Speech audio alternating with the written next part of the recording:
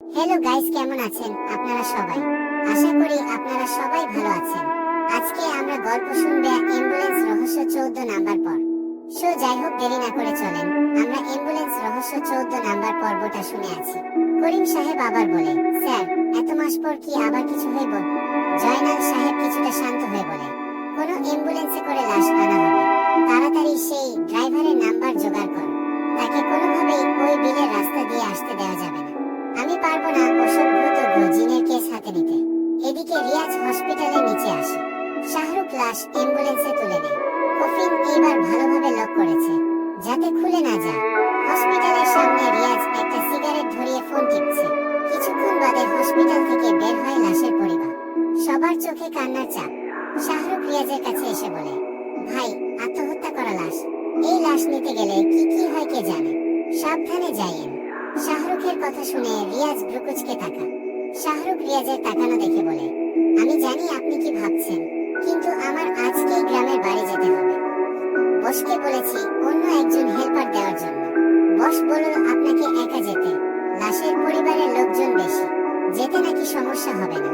হেল্পারের কথা শুনে রিয়াজ কিছুক্ষণ ওর দিকে তাকিয়ে থাকে। হেল্পার লজ্জায় মাথা নিচু করে নেয়। রিয়াজ সিগারেটের শেষ টান দিয়ে বলে, আন্টিকে আমার সালাম দিস। এই নে, এখানে 2000 টাকা আছে, আন্টির জন্য ফল ফ্রুট নিয়ে যাইস। কথাটা বলে রিয়াজ শার্টের পকেট থেকে 2000 টাকা বের করে দেয়। হেল্পার অবাক হয়ে রিয়াজের দিকে তাকায়। রিয়াজ একটা মুচকি হাসি দিয়ে টাকাটা আরো এগিয়ে দেয়। শাহরুখ টাকাটা হাতে নিয়ে রিয়াজকে জড়িয়ে ধরে বলল, আপনি আমার বড় ভাইয়ের মত, এখন মনে হচ্ছে আপনি আমার আপন ভাই। রিয়াজ শাহরুখকে সান্ত্বনা দিয়ে নিজেকে ছাড়িয়ে নেয়। এরপর শাহরুখকে বিদায় দিয়ে চলে যায় অ্যাম্বুলেন্স এর দিকে। অ্যাম্বুলেন্সে উঠে দেখে সামনে একটা লোক বসে আছে। যুবক লোক, তবে হুজুরের মতো দেখতে, মুখ ভর্তি দাড়ি আর গায়ে পাঞ্জাবি। রিয়াজ দরজা খুলে গাড়িতে উঠতেই লোকটা রিয়াজকে সালাম দেয়। রিয়াজ সালামের উত্তর নিয়ে অ্যাম্বুলেন্স স্টার্ট করে দিল। অ্যাম্বুলেন্স এর পিছনে লাশের মা, বাবা আর কাজিন আছে। সামনে বসেছে লাশের মামাতো ভাই।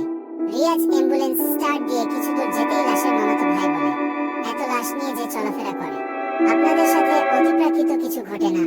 উনার কথা শুনে রিয়াজ গম্ভীর স্বরে উত্তর দেয়, অভ্যাস হয়ে গেছে, অ্যাম্বুলেন্স ড্রাইভার আমরা, ওসবের শিকার তো হতেই হয়।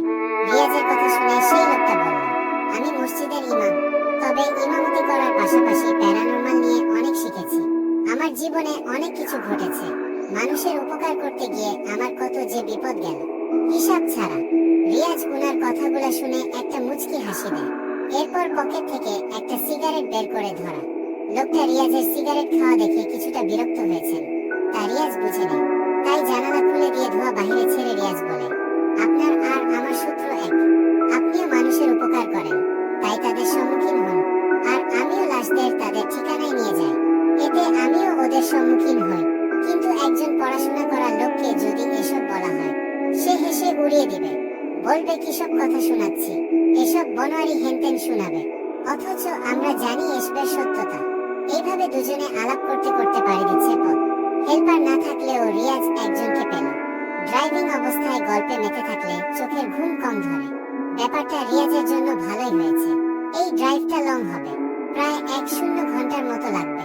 এখন তারা ঢাকাতে, এখান থেকে আগে টাঙ্গাইলে যাওয়া লাগবে, টাঙ্গাইল থেকে বগুড়া, এরপর গোবিন্দগঞ্জ, ফুলবাড়ি, সৈয়দপুর, নীলফামারী পার করে পঞ্চগড়। এত লম্বা জার্নিতে পাশে একজন গল্প করার লোক প্রয়োজন বটে। ঢাকা থেকে রিয়াজ যখন বের হয়, তখনও লোকটা তার লাইফের ঘটনাগুলা শেয়ার করতে থাকে। রিয়াজ উনার কথাগুলা শুনছে আর অ্যাম্বুলেন্স চালিয়ে যাচ্ছে। পিছনে লাশের বাকি পরিবার শুয়ে বসে আছে, তাদের মেয়ে মরেছে। ব্যাপারটা তাদের জন্য অবশ্যই বেদনাময়। যদিও রিয়াজের এসবে কিছু আসে আয় না, লাশ আনা নেওয়াই তার কাজ। কারো জন্য আফসোস হবার ফিলটা এখন আর কাজ করে না। লাশের মামাতো ভাইয়ের নাম আব্দুল্লাহ। রিয়াজের সাথে বেশ মিশে গেছে সে। রিয়াজও তার সাথে আলাপ করে ভালো সময় পার করছে। এইভাবে গল্প করতে করতে তারা চলে যায় টাঙ্গাইল। টাঙ্গাইল শহরে অ্যাম্বুলেন্স দাঁড় করিয়ে রিয়াজ বের হয়। আব্দুল্লাহ রিয়াজকে বলে, কি ভাই, যাচ্ছেন কোথায়? রিয়াজ অ্যাম্বুলেন্স থেকে নেমে আগে পিছনে যায়।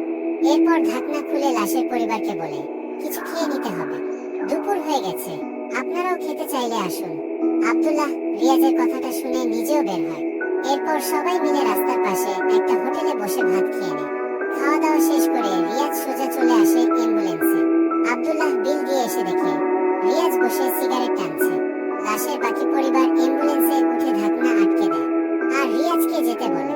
টাঙ্গাইল থেকে বের হতে হতে বেজে যায় বিকেল 4টা। এখন উদ্দেশ্য বগুড়া।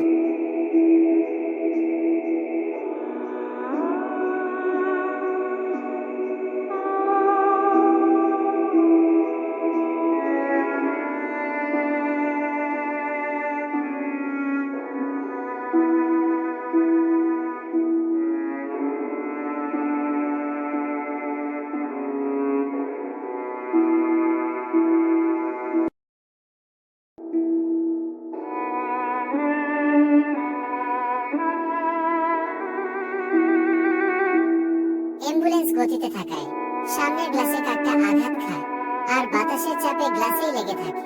রিয়াজ সবকিছু কন্ট্রোলে আনার আগেই হয়ে যায় এটি। সাথে সাথে ব্রেক করে রিয়া। আব্দুল্লাহ রিয়াজের দিকে তাকিয়ে রইল। রিয়াজ অ্যাম্বুলেন্স থেকে নেমে দেখে কাঠটা রাস্তায় পড়ে আছে। রিয়াজ কাকের ডানা ধরে উপরে তুলে দেখে মরে গেছে পাখিটা। রিয়াজ কিছুটা আফসোস করে পাখিটাকে রাস্তার পাশে রেখে দেয়। এরপর যখনই অ্যাম্বুলেন্সের দিকে আসবে তখনই আরেকটা কাক নিজে থেকে উড়ে রিয়াজের পায়ের কাছে পড়ে যায়। রিয়াজ হুট করে দাঁড়িয়ে নিচে তাকায়। আব্দুল্লাহ এক দৃষ্টিতে রিয়াজের দিকে তাকিয়ে থাকে। পুরো ঘটনা আব্দুল্লাহ পর্যবেক্ষণ করে যাচ্ছে। রিয়াজও কিছুটা আঁচ করতে পারে। কালাম ভাই একদিন বলেছিল, মৃত কাক যদি সামনে পড়ে তবে বিপদের আশঙ্কা থাকে। এরকম কিছু হলে যেন রিয়াজ অ্যাম্বুলেন্স নিয়ে রাতে না যায়। এখন দিনের আল। রিয়াজ কিছুক্ষণ ভেবে সিদ্ধান্ত নেয় সন্ধ্যার আগে বগুড়াতে যাবে আর রাতটা নিজেদের বাড়িতে কাটাবে। লাশের পরিবারকেও সবটা খুলে বলবে। ভাবনা শেষে রিয়াজ 2 কাকটাও রাস্তার পাশে রাখে আর অ্যাম্বুলেন্সে চলে আসে। আব্দুল্লাহ রিয়াজের দিকে তাকিয়ে রইল। রিয়াজ আবার নিজের মতো অ্যাম্বুলেন্স স্টার্ট দেয় আর রওনা করে। এদিকে কয়েক মিনিট যাবার পর আব্দুল্লাহ বলে, ড্রাইভার সাহেব, আমার মনে হয় আমাদের রাতটা কোথাও পার করা উচিত। লাশ নিয়ে রাতে যাওয়া যাবে না। আমিও সেটি ভাবছি। ইঙ্গিতটা ভালো দেখায়নি। আমি খেয়াল করেছি। মানে জোড়া মোড়া কাক, তাও আপনাকে নিয়ে। বাধা দিচ্ছে না যেতে। সামনের কোনো হোটেলে রাত কাটাতে হবে। আমার বাসা বগুড়াতে। আমি আমাদের বাসায় থাকার জন্য ভেবেছি। তা করা যায়। এইভাবে আবার কথা বলতে বলতে রিয়াজ অ্যাম্বুলেন্স এগিয়ে নিয়ে যায়। প্রায় 1 ঘন্টা পর আচমকা অ্যাম্বুলেন্স একটা ঝাঁকি দিয়ে ওঠে। রিয়াজ শিট বলে অ্যাম্বুলেন্স বন্ধ করে দেয় আর রাস্তার পাশে অ্যাম্বুলেন্স দাঁড় করা। আব্দুল্লাহ কিছু বলার আগে রিয়াজ বলে, টায়ার লিক হয়ে গেছে। অসময়ে সবসময় বিপদই ঘটে। আমাকে হেল্প করুন। আসুন, টায়ার বদলাতে হবে। রিয়াজের কথায় আব্দুল্লাহ সায় দেয়। রিয়াজ অ্যাম্বুলেন্সের পিছনে গিয়ে ঢাকনা খোলে আর সিটের নিচ থেকে টায়ার বের করতে যায়। কিন্তু ঘুরে ফিরে কথা সেটি। অসময়ে বিপদ ঘটে বেশ। সিটের নিচে কোনো চাকা নেই। রিয়াজ রাগে ফোন বের করে আর কল দেয় হেল্পারকে। কিছুক্ষণ রিং হবার পর হেল্পার কল ধরে বলে, জি রিয়াজ ভাই, বলুন। এক্সট্রা চাকা কোথায় গাড়িতে? ওহ শিট, মনে ছিল না আমার। ওটা কাজ করে সিকিউরিটি রুমে রেখেছিলাম। এগুলাই করিও। এখন মাঝ রাস্তায় এই লাশ নিয়ে আমি কোথায় যাব? সরি ভাই, আমার সত্যিই মনে ছিল না। প্লিজ ভাই বসকে কিছু বলিয়েন না, না হলে আমার কি পানিশমেন্ট হবে তা তো জানেন। ঠিক আছে, রাখ। কলটা কেটে দিয়ে রিয়াজ আশেপাশে তাকা। যেখানে রিয়াজ দাঁড়িয়েছে সেই রাস্তার বাম পাশে একটা খাল আর ডান পাশে কিছু জনবহুল একটা খেলার মাঠ আর কিছু দোকানও আছে। আচমকা অ্যাম্বুলেন্স দাঁড়াতে দেখে কয়েকজন ছোট বাচ্চাও দেখতে আসে। রিয়াজ সামনে এগিয়ে একটা দোকানে যায় আর একজন বৃদ্ধকে বলে, আশেপাশে কি চাচা কোনো গ্যারেজ আছে চাকার লিক সারানোর জন্য? লোকটা রিয়াজকে জানায়, না, তবে টাঙ্গাইল যেতে হবে, ওখানেই পাবে। সামনের গ্যারেজ অনেক দূর। রিয়াজ হতাশ হয়ে আবার গাড়ির কাছে আসে। ততক্ষণে এলাকার আরো কিছু লোক এসে অ্যাম্বুলেন্সের পাশে জড়ো হয়। রিয়াজ স্থানীয় লোকদের সাহায্য নিয়ে একটা ছেলেকে রাজি করা। তাকে টাকা দিলে সে টাঙ্গাইল গিয়ে চাকার লিক সারিয়ে আবার আনবে। তড়িঘড়ি করে রিয়াজ তাদের সাহায্য নেয় আর অ্যাম্বুলেন্সের টায়ার খোলে। আব্দুল্লাহ ভাই সহ লাশের পরিবার পাশেই দাঁড়িয়ে রইল। রিয়াজ ছেলেটাকে টায়ার সারানোর টাকা আর বকশিশ 500 টাকা দিয়ে টাঙ্গাইলে পাঠান। ততক্ষণ সেখানে অপেক্ষা করা ছাড়া আর কোনো গতি নেই। সন্ধ্যার আগ মুহূর্ত অর্থাৎ 6টার দিকে সেই ছেলেটা টায়ার নিয়ে আসে। রিয়াজ সেটিকে অ্যাম্বুলেন্সে লাগাতে লাগাতে পার হয়ে যায় সন্ধ্যা। রিয়াজদের বিপদ দেখে এলাকার লোকজন সেখানেই দাঁড়িয়েছিল। এদিকে আব্দুল্লাহ ভাই রিয়াজকে বলে, ভাই, অন্ধকার নেমে এসেছে, এখন লাশ নিয়ে যাওয়াটা ঠিক হবে না। অলরেডি অনেক বাধা এসেছে, কিছু একটা করুন। আব্দুল্লাহ ভাইয়ের কথা শুনে চিন্তিত হয়ে যায়।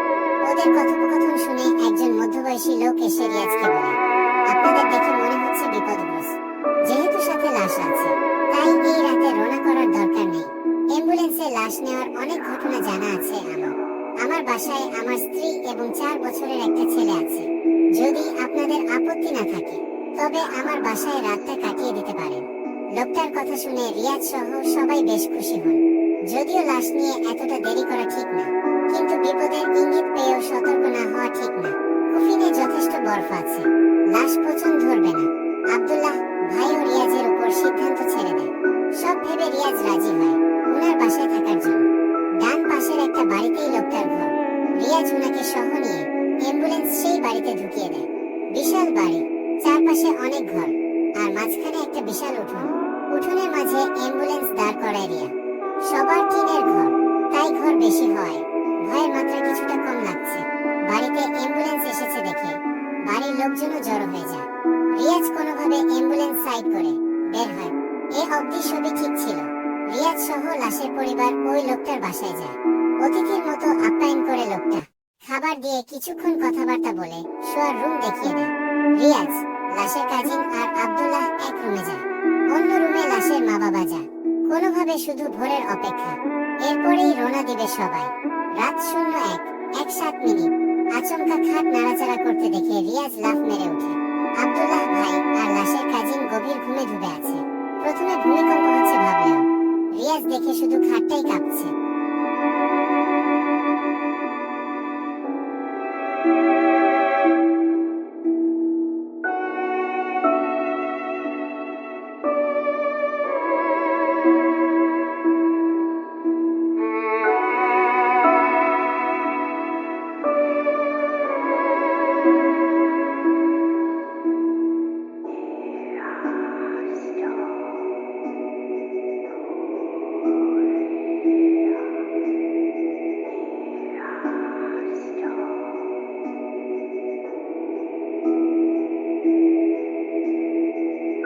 রিয়াজ চিৎকার দেওয়ার চেষ্টা করলেও গলা দিয়ে কোনো আওয়াজ বের হচ্ছিল না। পুরো শরীর রিয়াজের অবশ হয়ে যায়। এদিকে পিচাসটি রিয়াজের দিকে তাকিয়ে একটা পৈশাচিক হাসি দেয়। জানাবেন আপনার অনুভূতি এখন কেমন, গল্পের কোথায় কোথায় ভয় অনুভব করেছেন, আর অবশ্যই রিভিউ দিবেন।